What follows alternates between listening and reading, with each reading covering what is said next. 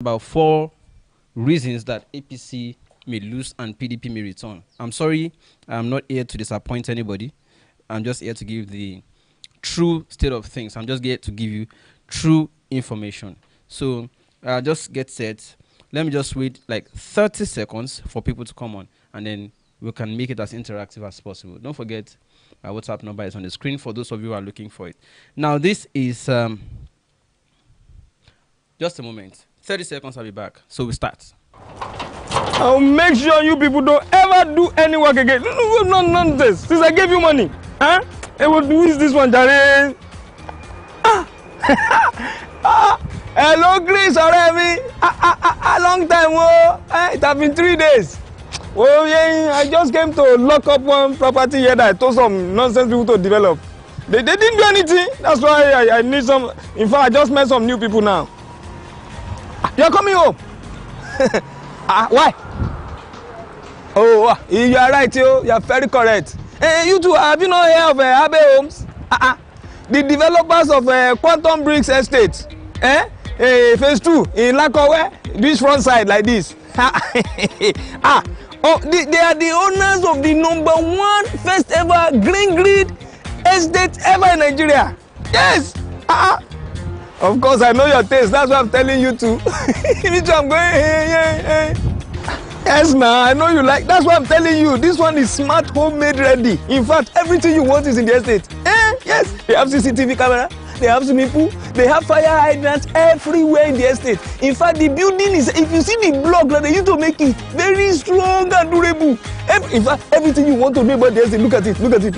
Are you seeing it? Look at it. Look at it. Everything you need to know. And the category that you need to know. Benny, yes, you're in Nigeria. In fact, if you want 3-bedroom, all-suite terrace apartment, we have it for 34 to 36 million. If you want 4-bedroom, semi-detached, all-suite apartment, 40 million. Well, Chris, in fact, there's installment payment plan. Dear. In fact, Chris, let me shock you. If you're standing in the estate like this, you'll be seeing a Oyaya junction like this. Lakowe beachfront, Lakowe golf course, Amen Estate, Dangote refinery. You'll be seeing all the men around you. It's very, very convenient. In fact, call their number now. Abe Homes 080-655-82739. Call them now. You too, you will not say yes. You buy property.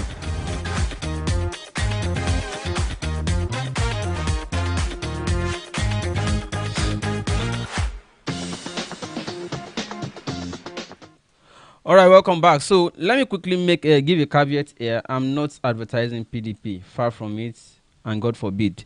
But what I'm saying is, let's face our reality. As things stand today, there are 4 reasons PDP may return, APC may lose. And let me quickly just give you the reasons. So just before you will say, Shegun, which one? They don't pay you again. Because the other time we were giving analysis, they say, oh, Tinubu has paid in. It turned out you are now clear that I'm not advertising Tinubu. I'm just telling you what is going on. Now I'm here today. You may also say, oh, PDP has paid in. Far from it. But let me quickly get, I would prefer that people just take their time first to listen when you see a topic, instead of just jumping to conclusion or believe that such a person must have been paid to come and say what they are saying. I'm just giving you information here. Something can still be done, but as it stands right now, APC lost it. I'm going to give you the reasons. But before I go into the reasons, first, on this paper, you see that Tinubu is still high on his consultations, And let me tell you, if you see this particular news, it's telling us Tinubu says eliminate bandits and terrorists. Tinubu tells Buhari. And if you look at that information, what it's simply trying to tell us is that suddenly Tinubu found his voice to start talking about things that happen in the country. Ever since we've been saying, oh, bandits are killing people in the farms, in the forest, hijacking people, raping people, kidnapping people, we didn't hear this man speak. People were asking, where are the Yoruba leaders? What do they have to say about the situation, all these things? Why is Tinubu not talking? People will say, we know they hear him. At the time they started showing us picture of him in London hospital, is that the reason he could not speak? Okay, fine. Now he knows that there are bandits and terrorists. He's now back. So that is not the only instance. So you also saw that Tinubu went to Ibadan, and then he made a courtesy visit to, or is it condolence visit to the state governor, Seyi Makinde. And then he also used the opportunity to express his ambition or his intent to run for office of president. It was where Seyi Makinde told him point blank, say, "Yes, sir, we wish you well. But sorry, Nigeria deserves better now. Or we want the best now. We can't manage another old man." Now, the question is, why did Tinubu not visit when there was problem in Igangan? Why did he not speak when people needed to hear his voice about what is happening to people? Oh, he doesn't want to be misinterpreted or misquoted. But now he will not be misquoted now, Abi. It is because of antecedents. The reason people would, there's not even misquoting anywhere.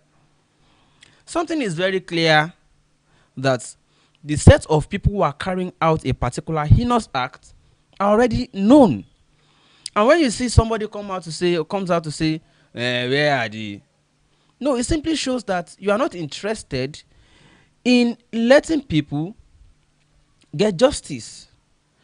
So those moves by Tinubu lately are clearly signs that this man is only interested in his personal ambition. Now let me go to what is happening. Let me quickly go to what is happening with how PDP is moving, and quickly too, to make sure that they housed these people. On daily asset, PDP governors meet in Port Harcourt over state of the nation.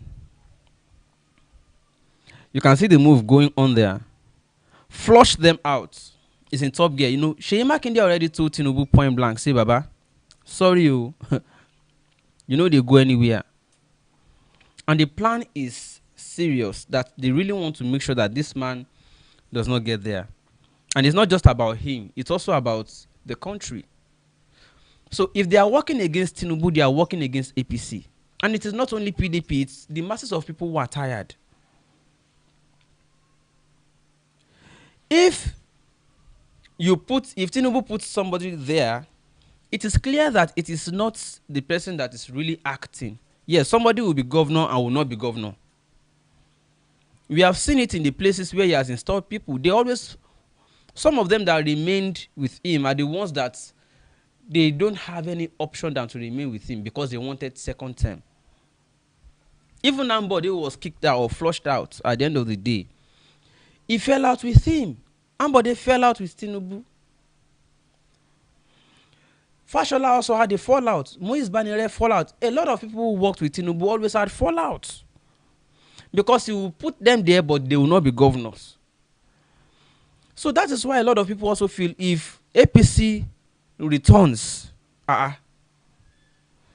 it is not the person that Tinubu brings that is there. It is Tinubu that is acting. And people are tired of it. Now I'm coming to the 4 reasons. But before then, I just want to quickly show you what the papers are saying regarding this. Now, this is Nigeria is saying something here. PDP governors strategize on how to knock out APC. They are strategizing because they want to provide the alternative for Nigerians. I'm not marketing PDP. I'm saying people are watching. The people are waiting for who they are bringing. And these guys are also calculating. They are reading the moods. They are studying, engaging, the pulse. They want to know what these people are bringing out. Now, lastly, 98 days to go. Pressure mounts on PMB, National Assembly, to pass electoral bill. We are getting closer. Just watch it. Now, these are the reasons I believe that APC will lose it and PDP may. When I say may, I'm saying when we have not really seen any other clear alternative for now in the political terrain. Now, number one, people are tired of the too many lies. I can't remember how many lies we have been told under this government. There have just been too many lies, and people are tired of the too many lies. What lie can you remember? I can't remember it. There are just too many lies. People are tired of the too many lies. And we don't want to hear more lies. In place of progress, in place of development, in place of job creation, in place of electricity, good road, and people are tired of the lies. The second reason is injustices, brazen violation, encroachment on human rights, and even lying about it. Example of the Lekki EndSARS incident. I use Lekki EndSARS as an example because it has nothing to do with ethnicity or party, sentiment. But if you want to look at other ones too, the clampdown on Showore for calling for a protest, locking Igboho away abroad, okay, and then going to abduct Nnamdi Kanu. People are tired of the deafness of government. Calling for protection, you don't want to answer them. Calling for at least listen to restructuring, you don't want to answer. Calling for this and that, you don't want to answer. And the next response you want to give them is to bring out sledgehammer on them. So these people don't want this brazen violation of human rights again, because it will definitely continue. And if you tell me it will be different after Buhari leaves, I'm sorry. The legacy that the Tinubus and Co want to build on is a legacy of injustice. They are doing it in Lagos. They are using the Akim Odumosos and all the CPs that they have always had to clamp down on rights of people, to even simple protest. If you think the reason the police in Lagos State, is clamping down on rights of people is because of party sentiment or whatever, what about the one of Sunday Igboho? He hasn't come to say he wants to contest or that he wants to unseat the APC. He has only said we want to create awareness and let people come out and just hear that, okay, we want to, do you want this or not? It's just like calling a village square rally, simple awareness program. And you saw the way they unleashed violence on them. Water tank pressure, stripping people naked on the street, beating them, locking them up, and all sort of violation. So if it is there in Lagos State, and you want to tell me that it will be different under a Tinubu or any other person who is already part of this system that is cruel, I do not believe so. So nobody wants continuation of such legacy, consequence upon which they will be rejected in every way. Number 3 reason, zoning and self-determination drives. Now, we all know that the APC has already concluded that they will zone to the southwest as part of, I think, their gentleman agreement or whatever, to have marched and supported Buhari the first time of 8 years. Now they want the north to support the south. And there are still so many northerners who don't believe that they should quit power. No. They still want to be inside the power. They don't want to leave it. Therefore, most of them will migrate once the ticket is given. They will still be in the party, but they will work against the party. So PDP is slowing down on zoning. They want to see where APC goes, so that they are slowing down to determine, okay, how can we harvest the people who are leaving APC as a result of their disagreement with the zoning policy or arrangement. So they want to leave it open. So another point is the self-determination drive. A lot of people are no longer interested in either of APC or PDP.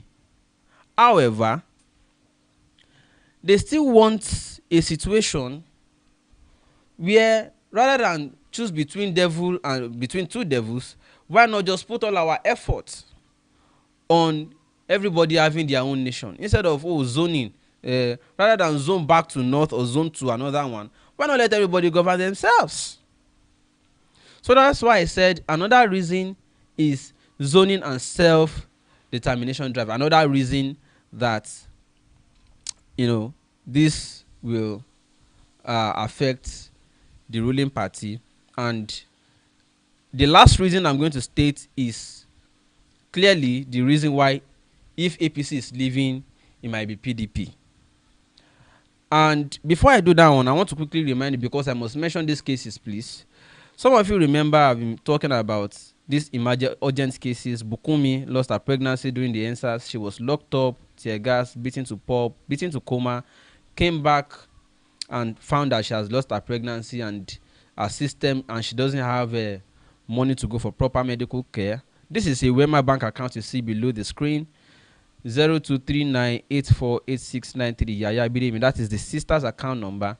And please, you can do me a WhatsApp screenshot if you send anything to that account, so that I can call her and say, well, see, something dropped for you. Go and meet your auntie or call your auntie so that I can collect it, because she doesn't have account. This is our sister's account number, 0239848693. Please help us support this lady so that she can get her hair back. The second case here is the case of a lady who also, pregnant.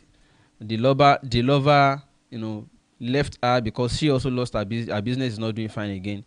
Her business failed, so the lover left her. She's alone, and was contemplating abortion when we saw her. Yes, I've been trying my little, but it's not always sufficient, because easy. So we just need help, please.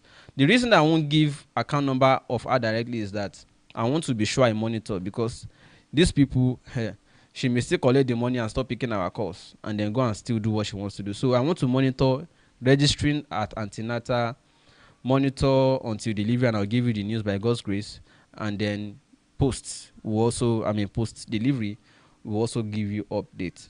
I can't show our face because we want to avoid stigma and all. So the account number is just right there, GT Bank 0036909767. You may want to also send me a screenshot if you send anything in that regard. The third one is a case some of you are already familiar with, the married couple. Yes, they need money to continue to buy drugs, to continue to, and for their upkeep pending the appointment for eye surgery of the woman. So that is the account number, Keystone Bank 6031020796. We plead you to please support, help the people you can. God bless you as you do so. Financially, may you not lack. Now, that is my WhatsApp on the screen again. In case you send or drop to any of these accounts, let me know. God bless you. Now, back to the last reason I said APC will clearly lose. And then if we are not ready, the only alternative available is definitely PDP. Now, this is it. No other organized alternative. And when I say alternative, I mean that is massive enough, right? Massive enough and can take the place or the space. Ladies and gentlemen, it is very clear that if we really wanted to take power from APC or chase them out because we're all angry, I mean, we would have started acting earlier than now. But as things stand right now, the only other alternative that Nigerian youth may want to consider is PDP. I am not interested in PDP. I would rather the self-determination drive. I will rather the self-determination. But unfortunately, I can't. It's a democracy, or seeming democracy. I can't really control what other people decide for themselves. I can't tell what they do. They already have millions of people with voters cards that they pay. They have already started keeping money from since 3 years ago, preparing for, and they are still stealing to buy votes on election day. So the only other platform that can rival APC are the PDP folks. The masses are not well organized enough, or were they ready in the first place to house these people. So, and 2023 is already close. Consequent upon which I said, well, it turns out that it might just still be PDP because people are tired of APC. People believe Ashwaju is just too greedy to lead again in APC. And then even the, I don't want to mention other names. It's unfair, right? Mention other names. But let's face it, that is the fact. Gentlemen and ladies, I want to draw the curtain here. I've given you the 4 reasons I feel. I mean, it's not exclusively so. You may still have your own opinions, which is fine. I want to draw the curtain here. Bye for now. I'll see you later. That's my WhatsApp on the screen. God bless you. Have a top and the best of the day. Really inspired by this man's story, even though he's paying us to talk about the ad. But before we get to the ad, ladies and gentlemen, please meet Mr. Abiodun Akinyemi, a man who is looking to solve the big chunk of the housing crisis that we have in Nigeria by making affordable, self-sufficient homes. This kind of homes are becoming more and more popular, by the way, because they are efficient and they are environmentally friendly, and then it costs less to make them if you think about it in the long run. Anyway, before I tell you about the smart homes that he's building, let me tell you a little bit about his story. He's based in Canada right now, and he decided to build a house in Lagos, Nigeria, where he's from. But upon making inquiries, the cost of building a house has increased significantly since he moved to Canada. So instead of using concrete brick throughout his construction, he substituted it with laterite, and he was able to save 30% of the construction cost. Laterite has a lot of advantages, by the way, including warming your home during the cold weather, cooling your home in the hot season. It's cheaper because it's readily available. It's everywhere in Nigeria. It has high clay content, which means it can hold more water. Laterite gives you better air quality. So if you build your house with laterite, you can breathe in better air quality. You can even recycle it. So if you build a house with laterite and you don't like it, you can break down the house and use the brick to build another house. And that's just to name a few of the advantages. But he didn't stop at building his personal house. He decided to make his house self-sufficient, off-grid, which means that he's not going to be dependent on the electricity from the Nigerian government. So he's using solar power, and he's also not going to be using power generator, so there will be no noise, no air pollution. At the same time, he's not using the regular sockaway that everybody uses in Nigeria. He's disposing his own waste material by decomposing it, and he's generating his own water. So once the house is completed, he doesn't need anything from them. And this is why they call this home self-sufficient, off-grid homes. That alone inspires me. The fact that he was able to find an alternative to just spending so much money on building a house. And the fact that he doesn't have to depend on the government, he made himself a self-sufficient house. That is the inspiration for me. But then he took it a step further. So after learning from his own experience, he wants to do the same for others, except that he wants to do it better. If you see the picture of the house, you may not be too impressed by the aesthetic, but he calls this the experimental house because what he has decided to do is to now mass produce this kind of house for other people. In case anybody out there is interested in having a house that will be self-sufficient, he has bought acres of land in Lakeway Beachfront in order to construct an off-grid estate. And what you guys are seeing is what he would be constructing. All these houses would not be using NEPA, and they will be constructed with laterite bricks. If anyone is interested, he's looking for 10 people, just 10 people to start out. The price starts at 34 million naira for 3 bedrooms, and you can pay in installment. He has a contract readily available, readily prepared, which you can share with your lawyer to know if that's a good deal or not. I mean, some people may feel like that's a lot of money, but it's a one-time payment that you no longer have to worry about electricity bill. You no longer have to worry about paying them to empty your sock away and stuff like that. It's a one-time payment that you know that from beginning to end, you know your house is complete and self-sufficient. Anyway, I asked him, by the way, I said, what if someone is interested right now and they decided to pay you, and along the way they decided they're no longer interested, they don't like what they are seeing? And he said to me that your money is refundable, as stated in the contract. He said he will give you back 95% of the money, and the remaining 5% is for administrative charges. He's using a system of interlocking bricks instead of the traditional style of construction. And this system results in a house that is 10 times stronger than traditionally built house, and also more terminally efficient. Each home would have its own fire system and will be conveniently located by a fire hydrant in order to make it easier for fire crews to help just in case of an emergency. We'll be building common areas that will have a gym, a playground, swimming pool, ball courts, grocery stores, and so on and so forth. And more importantly, the houses in his estate will reduce global warming and human carbon footprint. So guys, if you're interested, please check him out. This is his website.